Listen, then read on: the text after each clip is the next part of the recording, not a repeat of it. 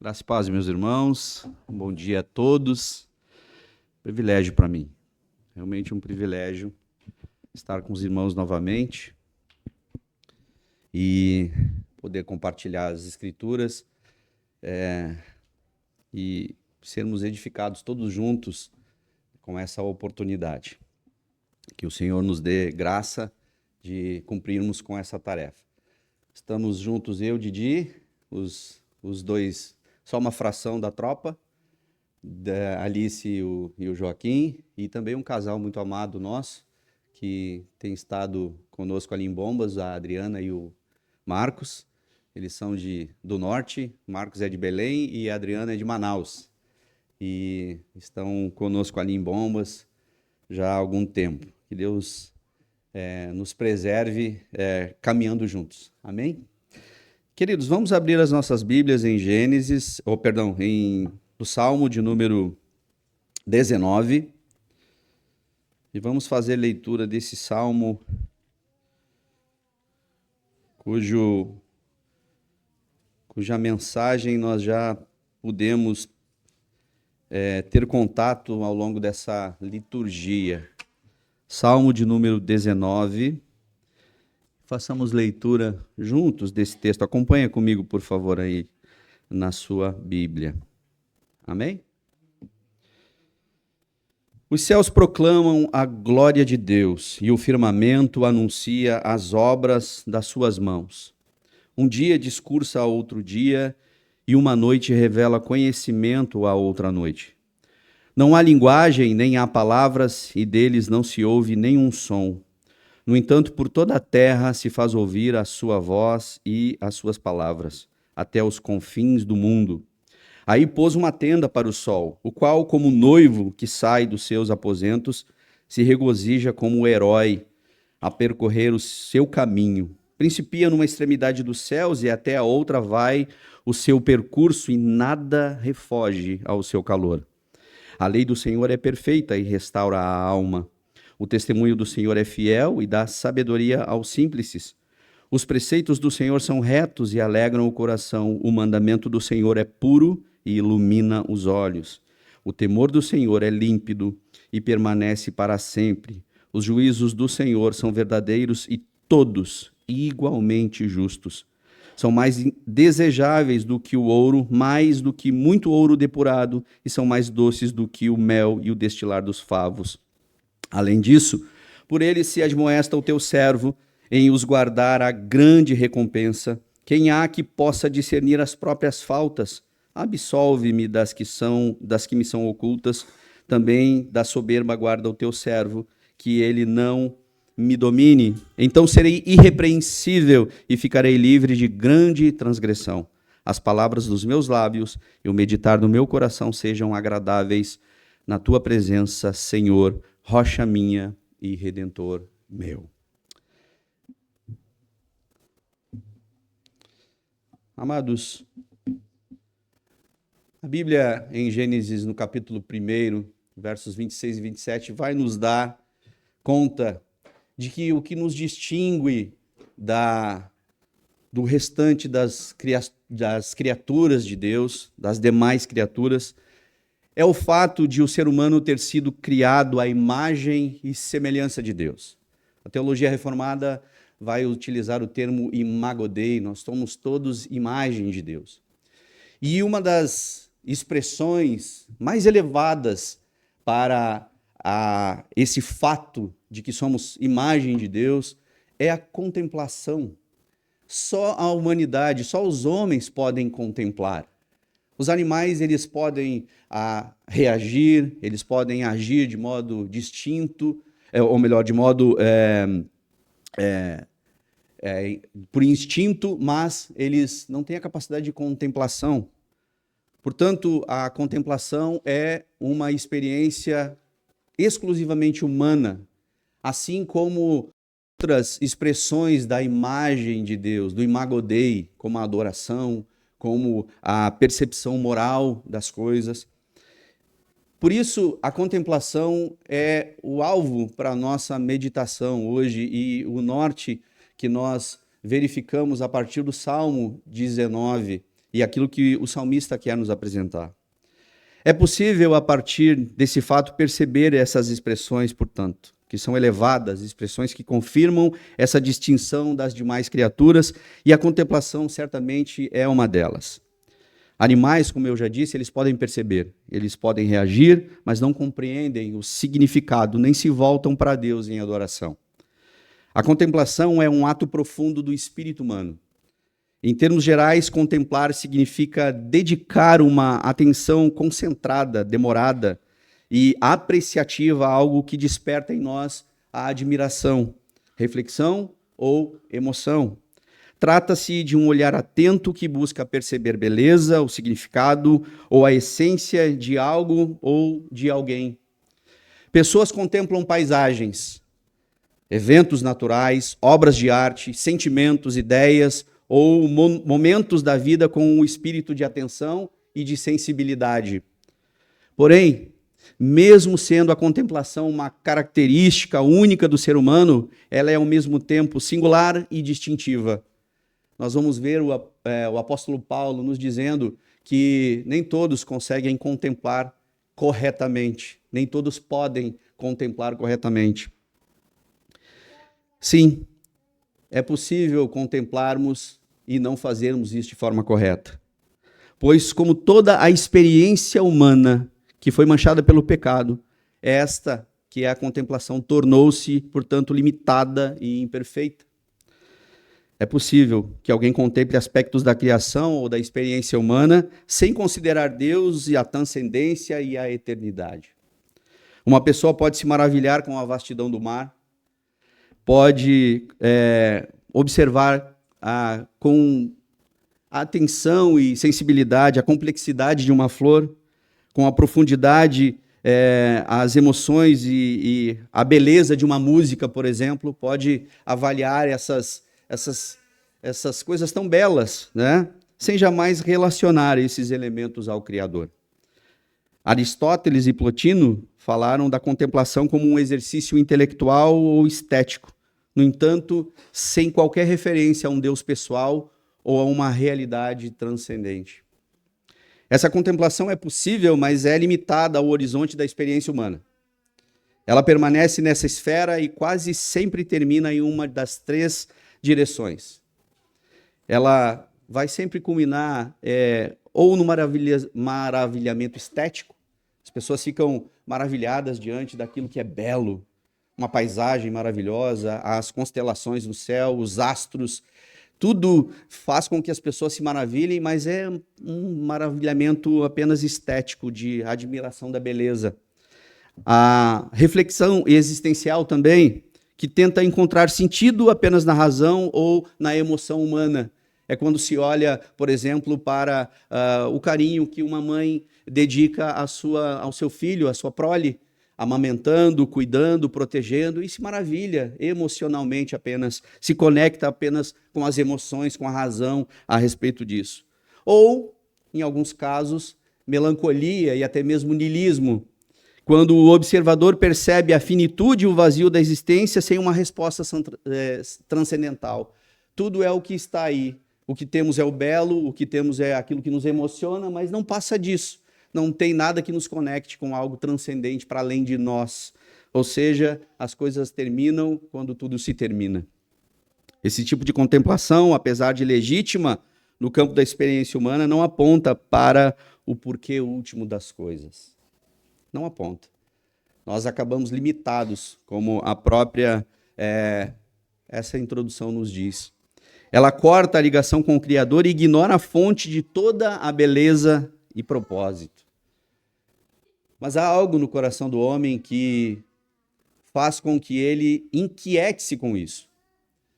Eclesiastes vai nos dizer que Deus colocou a eternidade no coração do homem, e por ter feito isso, o homem se inquieta, e a contemplação, como essa expressão da imagem de Deus, da imago Dei, nos faz nos colocarmos diante dessas coisas e não conseguirmos negá-la, ainda que não sejamos capazes de percebê-la pela perspectiva do Criador. O Salmo que nós acabamos de ler, ele vai se dividir estruturalmente em 3 grandes blocos. E o salmista nos apresenta esses blocos como uma sequência para que nós percebamos quem criou todas as coisas, antes de mais nada. Depois de como nós devemos interagir com ele. E, por fim, como nós respondemos ao Criador.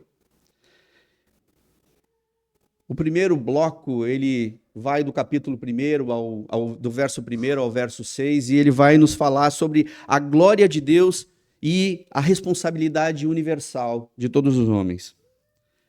O versículo 1 nos diz que os céus proclamam a glória de Deus. A criação é uma pregação silenciosa e contínua. O universo inteiro comunica a existência, a majestade e o poder de Deus. Dia após dia, noite após noite, os céus testemunham que há um Criador, e esse testemunho atinge todos os povos em toda a extensão da terra, como diz o verso 4. É interessante que Davi nos apresenta a contemplação como um instrumento para que nós olhemos para o Criador. E ele sugere algo que está à vista de todos os homens. Se nós pensarmos que existem outras coisas que podem e vão nos fazer perder o fôlego quando nos deparamos com elas, paisagens maravilhosas, o mar bravio, a calmaria de uma praia tranquila ou até mesmo uma floresta, mas se nós pararmos para considerar, estas são manifestações da criação de Deus que são locais. Nem todos terão a oportunidade, o privilégio de conhecerem pessoalmente o mar. Nem todos terão o contato com uma floresta, com uma grande formação de árvores. Nem todos terão o contato com formações rochosas. Portanto, essas são expressões da criação, ainda que nos tirem o fôlego quando nós as percebemos, elas são mais locais. Nem todos talvez terão esse privilégio de ver a neve, por exemplo.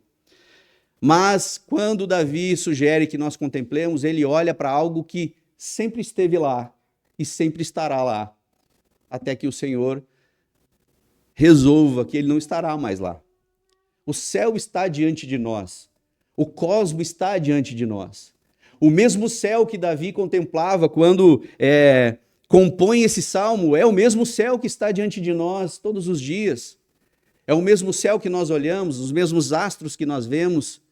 Apenas um sol, pelo menos para a nossa galáxia, apenas um sol.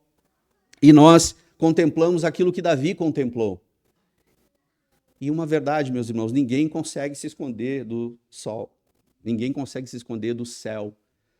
A não ser que esteja preso, a não ser que esteja impedido, mas sabe que o céu está lá, o firmamento está lá. E é esse objeto de contemplação que Davi nos apresenta, o cosmo. E não só na sua beleza, não só na sua luminosidade, mas também na sua organização e na sua consistência de movimento. Ele menciona o astro Sol, que sai de uma extremidade, vai para outra e cumpre esse rito, cumpre esse percurso todos os dias, sem falhar, sem atrasar-se, sem adiantar-se. Ele cumpre esse movimento e o faz contemplando a todos. E como o próprio salmista diz, ninguém foge do seu calor, ninguém refoge do seu calor.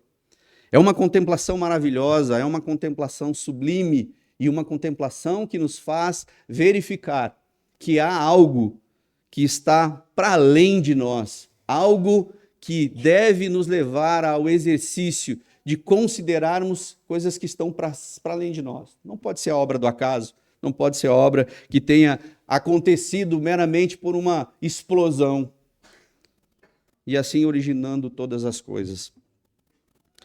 Aqui já percebemos um traço da missão de Deus, porque é Deus, o Criador de todas as coisas, quem manifesta a sua glória através daquilo que foi criado, da coisa criada.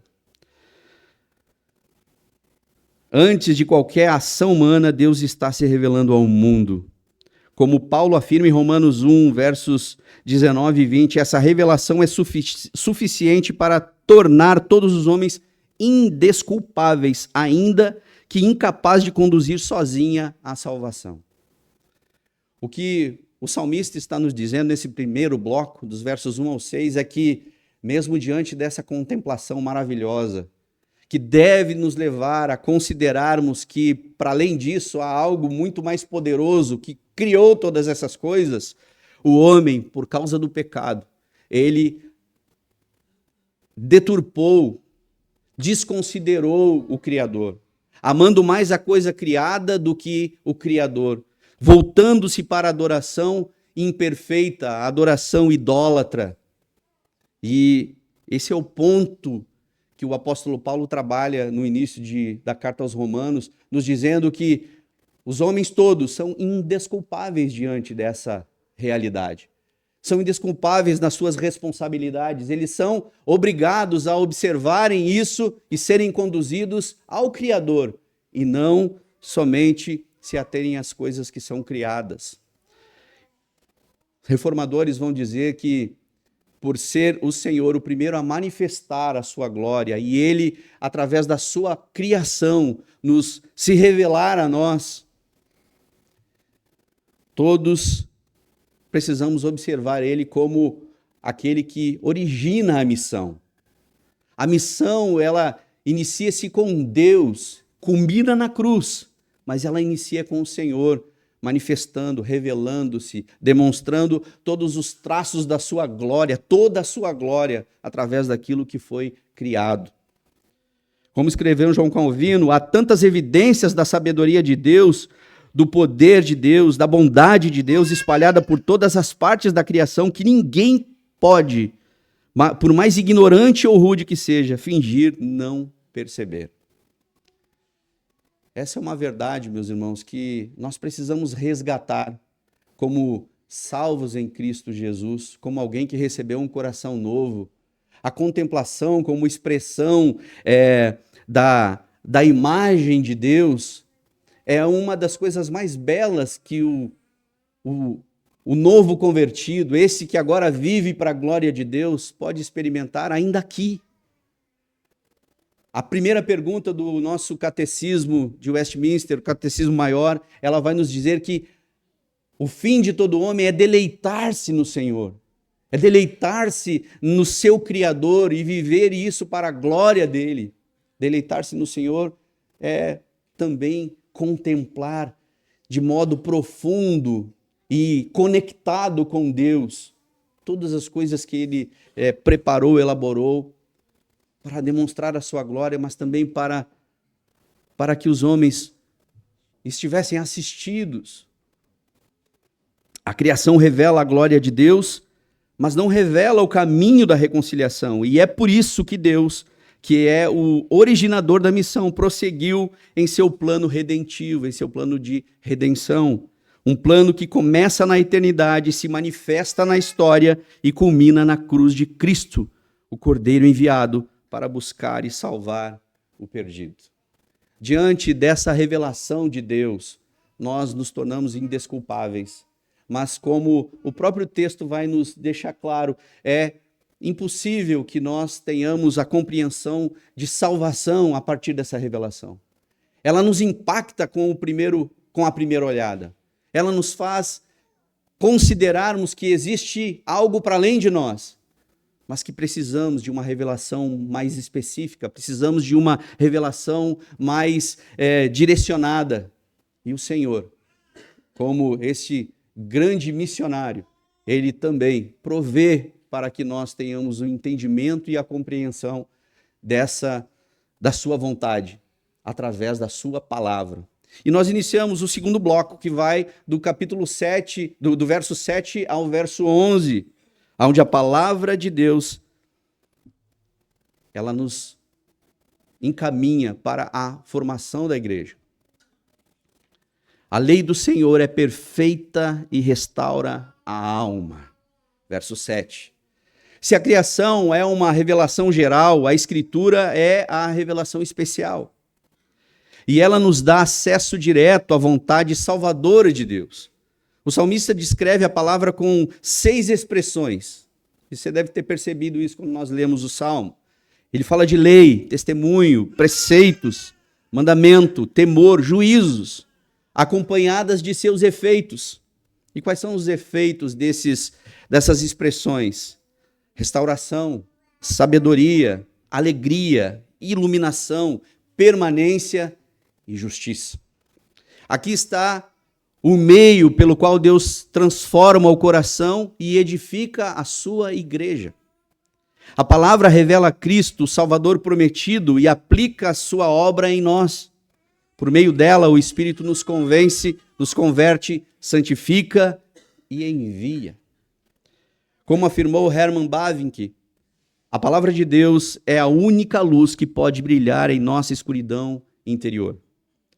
A revelação especial é absolutamente necessária para o conhecimento salvífico de Deus. A igreja não nasce da vontade humana, mas da ação soberana de Deus pela palavra e pelo Espírito. E a sua vitória não depende de estratégias, mas da obra consumada na cruz. Ali Cristo derrotou o pecado, a morte e o inferno, e a igreja pode triunfar não por mérito próprio, mas porque é unida àquele que venceu. Se no primeiro bloco o salmista ele nos leva a explorarmos essa expressão da imagem, da imago Dei, da imagem de Deus, traço que nos distingue das demais criaturas e nos faz sermos impactados com aquilo que vemos e percebemos à nossa volta. No segundo bloco, o salmista ele nos chama a atenção de que há algo mais que nós devemos buscar a partir dessa primeira revelação. A partir desse impacto que nós sofremos ao termos contato com a criação de Deus. Há algo específico que nós devemos procurar. Vejam que, nos dois casos, é importante que sejamos guiados para isso. É importante que o Espírito de Deus ilumine o nosso entendimento para que primeiro percebamos que de fato há um Criador, que de fato há algo ou alguém para além de nós. E no segundo bloco ele vai nos apresentar que algo é esse. É a vontade perfeita e agradável do Deus Trino, do Deus Eterno, que se coloca diante de nós, manifestando a sua presença verdadeira, real, encarnada através do seu Filho. E ele diz: volte-se para a lei do Senhor, volte-se para a sua palavra, alimente-se dessa verdade, permita que o seu coração seja instruído por ela, pois ela é perfeita e restaura a alma. O versículo 7 ele nos apresenta essa expressão maravilhosa de restauração, de redenção, nos colocando novamente no lugar do qual nós nunca deveríamos ter saído e que saímos por causa do pecado. Restaura para que de fato contemplamos conectados com o Senhor, para que de fato adoremos em espírito e em verdade, para que de fato vivamos uma vida que glorifique ao Criador. Paulo, em Romanos capítulo 10, versos 8 e 15, ele reforça esse ponto importante. Queridos, no último e terceiro bloco dos versos 12 e 14, o que é nos apresentado pelo apóstolo Paulo é a resposta do redimido. É impossível sermos impactados pela glória de Deus através da criação. É impossível nós sermos chamados e estarmos conscientes da revelação específica de Deus através da sua palavra e daquilo que ele realiza em nós através dessa revelação especial, nos santificando, nos consagrando para ele, nos aproximando dele. É impossível não reagirmos e reagirmos de modo apropriado. Verso 12 nos diz: quem há que possa discernir as próprias faltas? Purifica-me das que me são ocultas, diz o verso 12. A revelação, portanto, exige uma resposta. O salmista reconhece sua condição pecaminosa e clama por perdão e purificação. Ele deseja ser livre do domínio do pecado e viver de modo que suas palavras e pensamentos sejam agradáveis a Deus. O salmista agora já sofreu um processo que eu espero e acredito que todos nós já tenhamos sofrido um processo de transformação interna, de dentro para fora, pela habitação desse doce Espírito em nossos corações, que nos leva agora a não vivermos como seres autômatos, simplesmente reagindo às situações, esquecendo do nosso maior traço como seres humanos, que é ter sido criado à imagem de Deus, de termos essa capacidade de percebermos as coisas não de modo apenas instintivo, mas com profundidade de coração, com alegria, com satisfação, com amor, e vivermos isso de modo apropriado. E quando o impacto dessa transformação vem sobre as nossas vidas, não há como não respondermos de modo apropriado a isso. E só há uma forma de respondermos apropriadamente para isso. É em conformidade com a palavra de Deus. Você já deve ter percebido que hoje em dia as pessoas querem reagir ao Evangelho, mas de acordo com as suas próprias necessidades, com as suas próprias percepções. Elas querem sentir algo, quando na verdade devem crer. Elas querem apenas terem um contato emocional, psicológico, serem atendidas nas suas demandas e afetos, sem, no entanto, um compromisso verdadeiro e real de entrega, um compromisso onde nós somos impactados todos os dias na nossa caminhada e sem comunicar. Vocês já viram que é estranho crentes que não comunicam aquilo que receberam do Senhor? Crentes que não estão realmente envolvidos em compartilhar dessa revelação especial que receberam, cujo coração foi impactado com isso. É estranho, portanto, nós pensarmos em uma igreja que está realmente maravilhada, contemplativa, cheia de êxtase por conta daquilo que daquilo que recebeu, no entanto, sem compartilhar absolutamente nada. A igreja triunfante, a igreja que de fato ela atua para a glória de Deus, comunica as grandezas de Deus através do Evangelho de Cristo Jesus. A revelação exige resposta. O salmista reconhece sua condição pecaminosa e clama por perdão e santificação. Ele deseja ser livre do domínio do pecado e viver de modo que suas palavras e pensamentos sejam agradáveis a Deus. Essa é a marca de quem foi alcançado pela palavra. É a transformação pessoal, é o início da vocação missional da igreja. Assim como Deus revelou sua glória e falou com clareza, agora o povo redimido vive e proclama essa mensagem. Martinho Lutero vai nos dizer, em uma das expressões, no seu comentário da Epístola aos Romanos, a fé não é uma ociosidade, é uma coisa viva, ativa, poderosa. Ela não pode deixar de fazer o bem continuamente. Não pergunta se boas obras devem ser feitas, mas antes que se pergunte, já as realizou e continua a fazê-las. Paulo, em Romanos capítulo 10, versos 8 ao 15, nos diz, reforça esse ponto, e a fé vem pelo ouvir, e o ouvir pela palavra de Cristo. Mas para que alguém ouça, é necessário que haja quem pregue, e para que alguém pregue, é necessário que seja enviado. Essa é a vocação da igreja triunfante, viver em santidade e proclamar a cruz com ousadia. Meus irmãos, há duas dimensões da igreja, a igreja invisível e a igreja visível. Alguns comentaristas vão falar em igreja militante e igreja triunfante.